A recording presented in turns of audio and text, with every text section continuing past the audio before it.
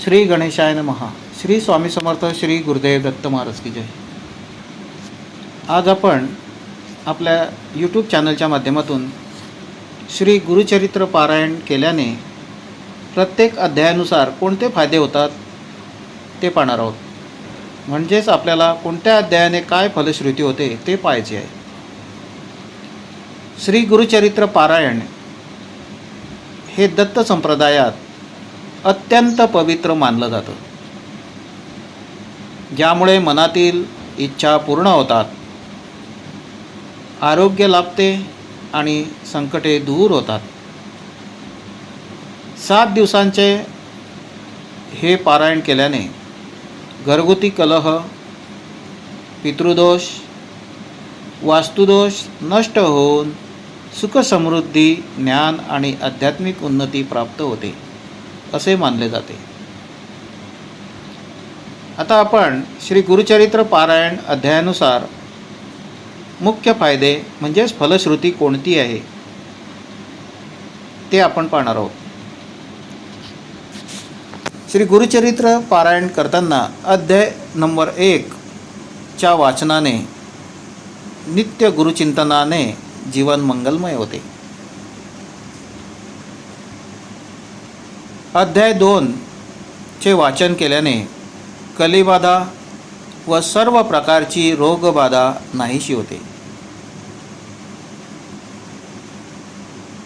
3ऱ्या अध्यायाचे वाचन केल्याने गुरुकोपाचे शमन होते व व्रताची पूर्तता होते.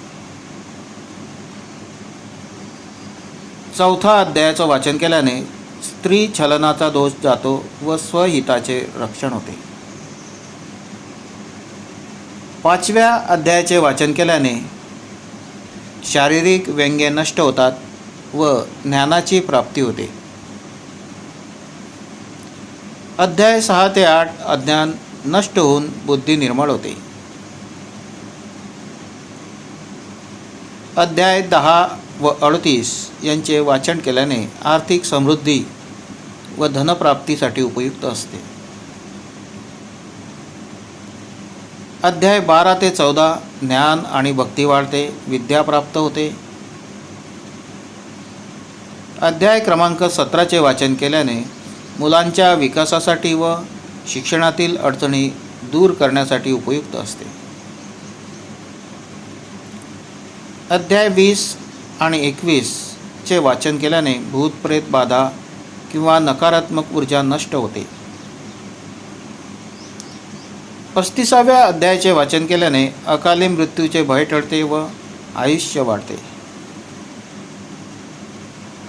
45व्या अध्यायाचे वाचन केल्याने आरोग्य समस्या व आजार दूर करण्यासाठी उपयुक्त असते.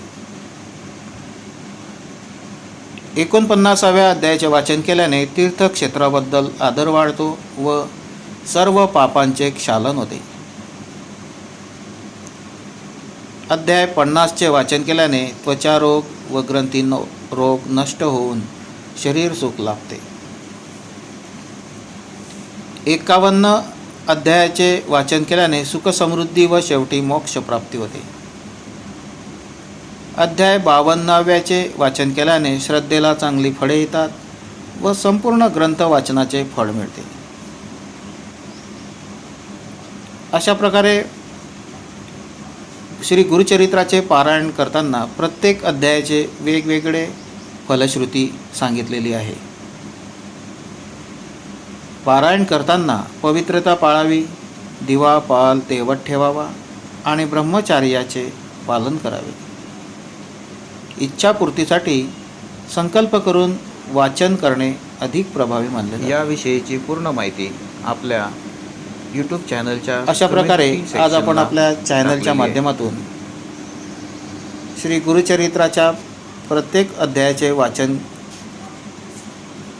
केल्यानंतर काय फळ प्राप्त होते ते पाहिले. श्री गुरुचरित्राच्या प्रत्येक अध्याय ऑडिओ स्वरूपात आपल्या यूट्यूब चॅनलला आपण रेकॉर्डिंग करून टाकलेला आहे, तरी त्याचे श्रवण करावे.